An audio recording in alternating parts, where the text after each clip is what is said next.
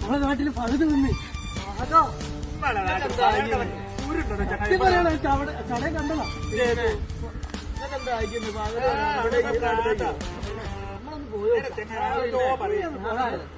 വരാൻ താല്പര്യമില്ല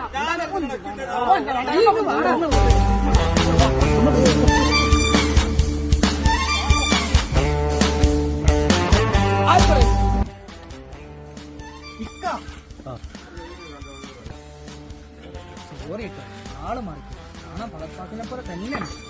അതെല്ലാവരും പറയുന്നുണ്ട് അല്ലടാ പാതിനെ പോലല്ലേ